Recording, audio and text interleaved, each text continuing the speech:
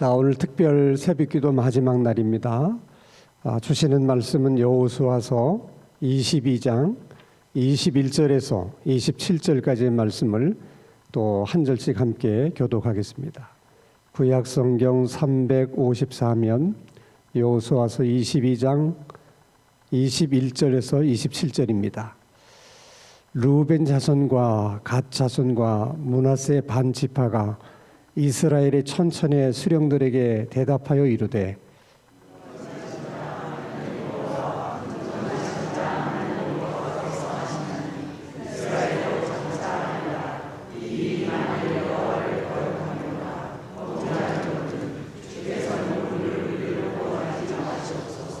우리가 제단을 쌓은 것이 돌이켜 여호와를 따르지 아니하려 함이거나 또는 그 위에 번제나 소제를 드리려 함이거나 또는 화목제물을 드리려 함이거든 여호와는 친히 벌하시옵소서.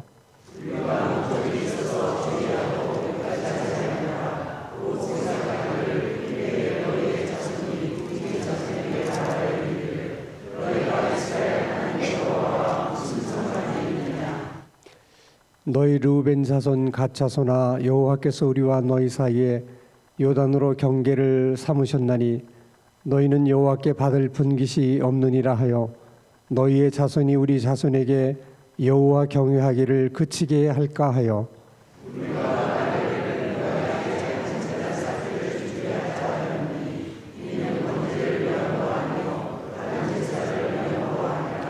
(27절) 다 함께 우리가 여호와 앞에서 우리의 번제와 우리의 다른 제사와 우리의 화목제로 섬기는 것을 우리와 너희 사이와 우리의 후대 사이에 증거가 되게 할 뿐으로 너희 자손들이 후일에 우리 자손들에게 이르기를 너희는 여호와께 받을 분깃이 없다 하지 못하게 하려 함이라. 아멘.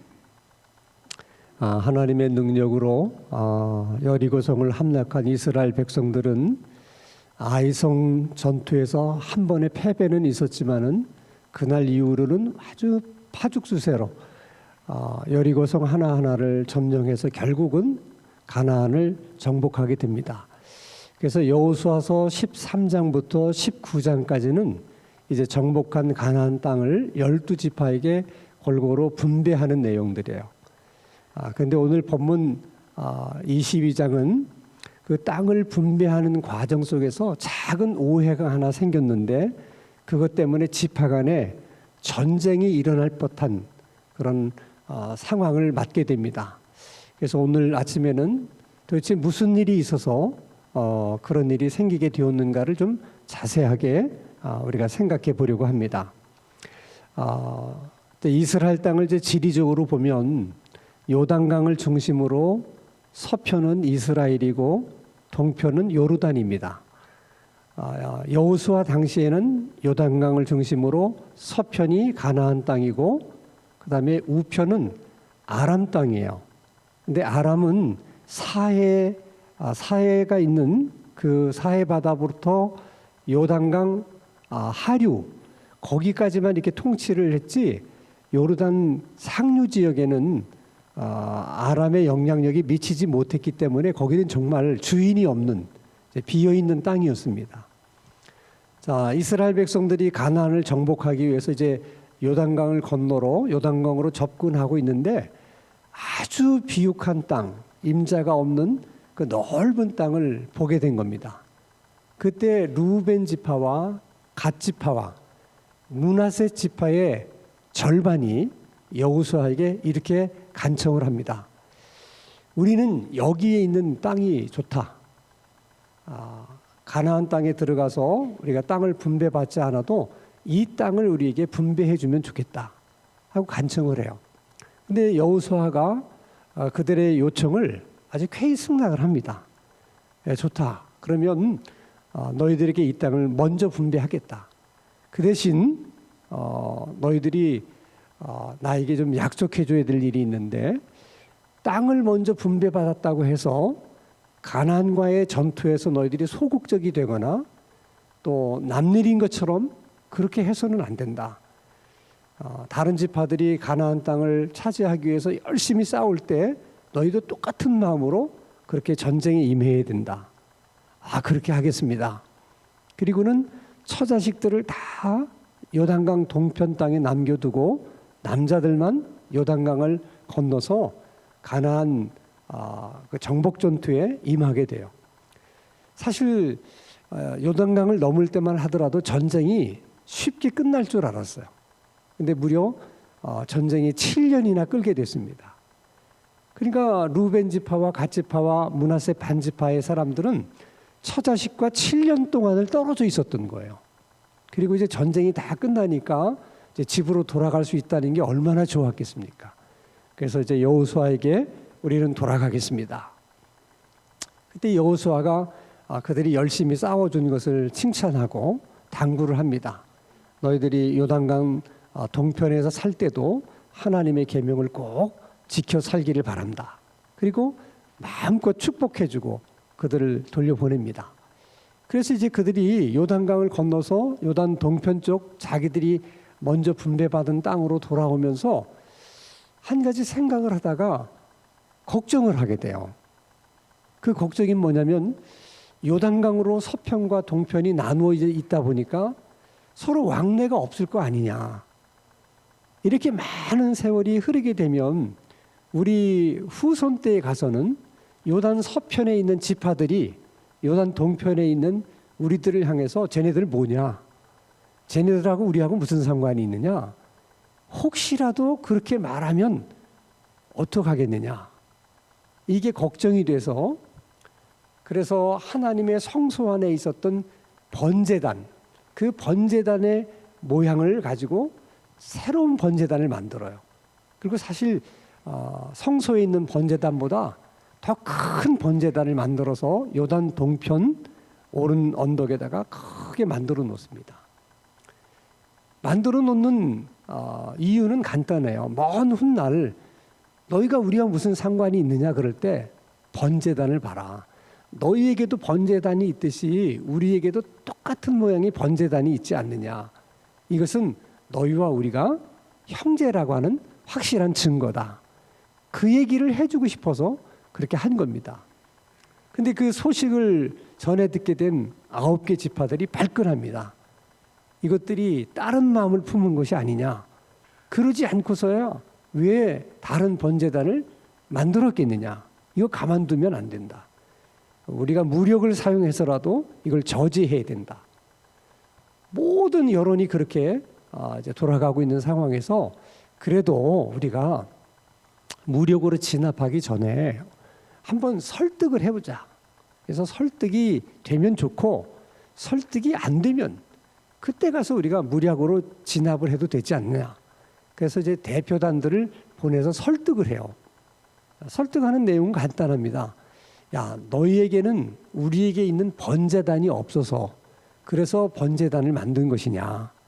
그렇다면 지금이라도 늦지 않았다. 요단강 서편으로 건너와라. 그러면 우리 땅, 넓은 땅들이 있는데 조금씩 나눠서 같이 살면 되지 않겠느냐. 이렇게 설득을 합니다. 그랬더니 이제 이쪽에서 세 지파가 이렇게 얘기를 합니다. 그게 무슨 말씀이냐. 우리는 전혀 그런 뜻으로 한 게 아니다. 하고 이제 뭐 해명을 해요. 자, 중요한 것은 오늘 이 이야기를 통해서 하나님이 우리들에게 주시고자 하는 그 메시지가 뭐냐 하는 거예요. 그것은 사실보다 중요한 것은 그 사실을 어떻게 해석하느냐 하는 것이라는 거예요. 자, 루벤 지파와 갓 지파와 므낫세 반 지파가 번제단을 만든 것은 사실이에요. 근데 문제는 번제단을 만들었다는 그 사실을 9개 지파들이 어떻게 해석을 했느냐가 중요한 겁니다. 그들은 이렇게 해석했습니다. 저것들이 딴 마음을 품은 것이다. 이렇게 해석이라고 하는 것은 언제나 사전에 어떤 정보를 기초로 해서 해석을 하게 되는 거예요. 그래서 저놈들이 딴 마음을 품고 번제단을 만든 것이다. 이렇게 해석을 하면 그것이 또 하나의 정보가 돼요. 그러면 그 정보의 기초에서 또 해석을 합니다. 그래서 우리가 저놈들을 그냥 둬서는 안 된다. 무력을 사용해서라도 진압해야 된다. 이렇게 해석을 하게 된 겁니다. 근데 왜 그들이 그런 생각을 하게 됐느냐 하는 것은 신명기 12장 13절에서 14절 말씀을 보면 이런 말씀이 있어요. 모세가 여호와께 부르짖어 이르되 하나님이 원하건대 그를 고쳐 주옵소서. 이 말씀이 잘못됐는데요. 14절 한번 볼까요? 네, 이것은 말씀이 잘못됐는데 다시 한번 찾아보겠습니다. 신명기 말씀을 보면 이스라엘 백성들에게 하나님이 당부하시는 말씀이 있어요. 그것은 뭐냐면 번제단을 다른 곳에 만들지 말라는 거예요. 번제단은 하나님의 성소에서만 번제단이 있어야 된다. 그 얘기는 제사는 하나님의 성소에 와서만 제단에 번제물을 드려서 제사를 드려야 된다는 거예요. 만약에 다른 곳에 번제단을 만들어 놓고 거기다가 제사를 드리다 보면 결국 우상에게 제사를 드릴 가능성이 많기 때문에 하나님께서 그걸 금하신 거예요. 절대로 다른 곳에 제단을 만들지 말아라. 그런 하나님의 말씀이 있었기 때문에 지금 세계 지파가 다른 번제단을 만들었다고 하는 것에 대해서 그들이 이게 딴 마음을 품은 것이 아니냐 이렇게 생각하는 거죠. 간단한 겁니다. 그리고 가서 그들을 설득할 때도 이런 얘기를 해요. 너희들이 그 번제단을 만든 것은 너희들만의 문제가 아니다. 너희들이 아간의 사건에서 본 것처럼 아간 한 사람의 잘못으로 인해서 우리가 아이성 전투에서 패배하지 않았느냐. 그러니까 너희들의 문제를 너희들의 문제라고만 생각하지 마라.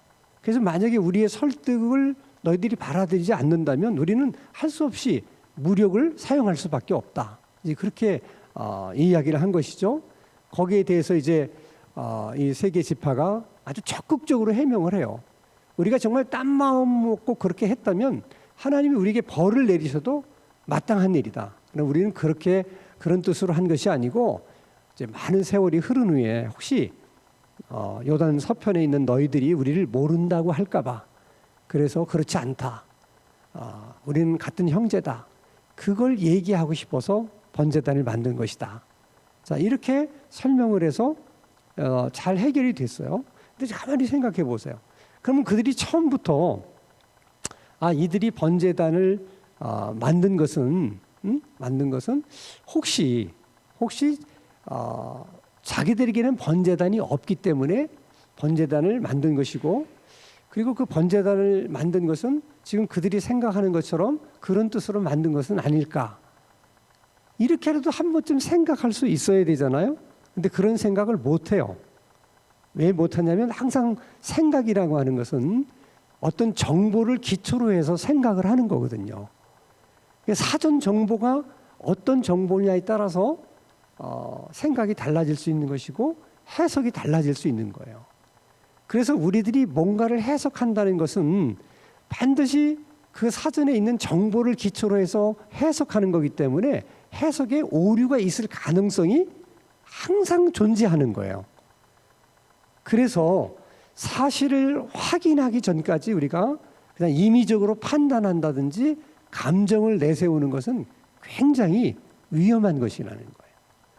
그러나 그런 일들이 우리가 살고 있는 우리 삶의 현장에는 그런 일들이 너무 많다는 거예요. 가족 안에서도 있을 수 있고 직장 안에서도 있을 수 있고 또 교회 공동체 안에서도 있을 수 있다는 거예요.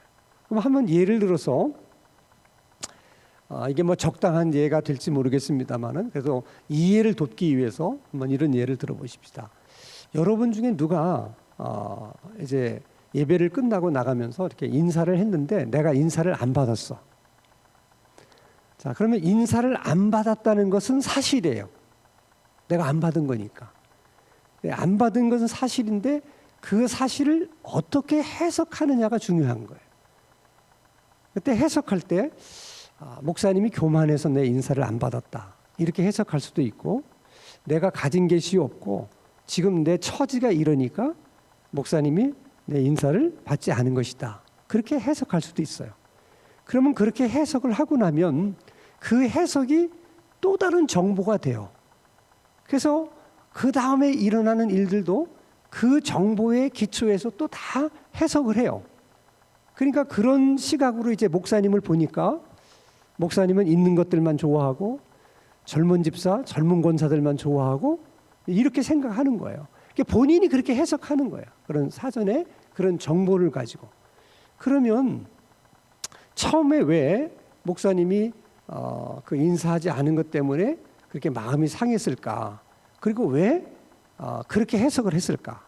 그것도 결국은 그 전에 어떤 정보 때문에 그렇게 해석을 한 거예요. 근데 그 전의 정보라는 것은 결국 목사님하고 평소에 어떤 관계를 갖고 있었느냐, 좋은 관계를 갖고 있었느냐, 불편한 관계를 갖고 있었느냐의 정보에 의해서 그렇게 해석하는 거예요. 평소에 목사님하고 좋은 관계를 가진 사람은 인사를 한번 안 받았다 하더라도 그렇게 해석하지 않는 거죠. 왜냐하면 정보가 그런 해석을 하게 만들질 않아요. 근데 평소에 뭔가 목사님하고 불편한 관계가 있다든지 서먹서먹한 관계가 있었을 경우에는 그게 사전 정보가 돼서 그 정보를 가지고 그 사실을 해석하다 보니까 아까와 같은 그런 해석이 나오게 되는 거예요. 그렇기 때문에 사실을 확인하기 전까지는 절대로 그냥 판단을 앞세운다든지 감정을 먼저 내세운다든지 그러면 안 된다는 거예요. 그런 경우에는 반드시 사실 확인을 해야 돼요. 목사님은 모르시겠지만 제가 몇째 주 산부 예배 끝나고 나가다가 내가 목사님한테 깍듯하게 인사를 했는데 목사님이 인사를 안 받으셔서 제가 마음이 많이 상했습니다. 근데 제 생각에는 목사님이 저를 못 보신 것 같은데 어쨌든 인사를 안 받으셔서 저는 마음이 많이 상했습니다. 그렇게 얘기를 하면 그러면 루벤 지파와 갓 지파와 므낫세 반 지파가 그게 아니고 내가 번제단을 만든 것은 그러고서 설명을 쭉 하잖아요. 해명을 하잖아요. 그렇게 말을 하면 목사님도 그 사실에 대해서 아마 해명을 할 거예요. 그러니까 해명할 기회를 줘야 된다는 거예요. 근데 해명할 기회도 주지 않고 무력으로 진압한다든지 해명할 기회를 주지 않고 무조건 공격을 하게 되면 그냥 전쟁이 일어나는 거예요. 그러면 관계는 서로 원수지간이 되는 거예요. 근데 이런 일들이 교회 안에서만 있는 게 아니에요. 가족 안에서도 일어날 수 있고 직장 안에서도 일어날 수 있다는 겁니다. 그리고 또 한 가지 생각할 것은 루벤 지파와 그리고 갓 지파와 므낫세 반 지파가 자기들은 좋은 뜻으로 한 거예요. 번제단을 만든 것은 훗날 그들이 우리를 모른다고 하면 어떡할까? 아니다, 우리는 같은 형제다. 이걸 주장하고 싶어서 번제단을 만든 것이지 정말 딴 마음이 있어서 만든 게 아니에요. 그러나 좋은 뜻으로 한 일이지만은 그러나 그 일이 9개 지파들에게 오해를 사게 만든 것이에요. 그것을 다른 말로 말하면 사람들은 자기만 괜찮으면 괜찮다고 생각해요. 자기에게만 꺼리낌이 없으면 상관이 없다고 생각해요. 근데 그렇지 않아요. 아무리 자기는 좋은 뜻으로 한 일이고 내 양심에 비추어봐서 꺼리낌이 없는 일이라고 할지라도 그것이 상대방으로 하여금 오해를 사게 할 수 있어요. 그러니까 이런 9개 지파가 오해를 하게 된 것은 이 3개 지파에 책임이 있는 거죠. 그러니까 여러분 모든 오해라고 하는 것이 100% 오해하는 사람의 문제일 수도 있지만은 사실은 대부분은 상대편이 오해를 하게 만든 책임이 어느 정도는 있다는 거예요. 항상 그걸 우리가 생각해야 돼요. 그래서 우리가 어떤 다른 사람이 어떤 말을 한다든지 어떤 행동을 할 때도 항상 생각해야 되는 것은 내가 이런 말을 하면 상대방이 어떻게 생각할까? 이런 말 때문에 혹시라도 오해는 하지 않을까? 또 이런 행동 때문에 상대방이 또 오해는 하지 않을까? 하는 것도 한 번쯤은 늘 생각하면서 말도 하고 생각을 해야 돼요. 그러니까 자기 행동 때문에 자기 말 때문에 상대방이 오해를 했는데 나는 뭐 꺼리낌이 없다. 뭐 나는 떳떳하다. 그런데 그 사람이 오해를 한 것은 지가 오해를 한 거지. 나야 무슨 잘못이 있느냐. 그렇게 생각하는 것이 잘못이라는 거예요. 그러니까 그분이 오해를 한 것은 물론 잘못된 거지만은 오해를 할 수 있는 빌미를 어느 정도 준 것은 누구예요? 나예요.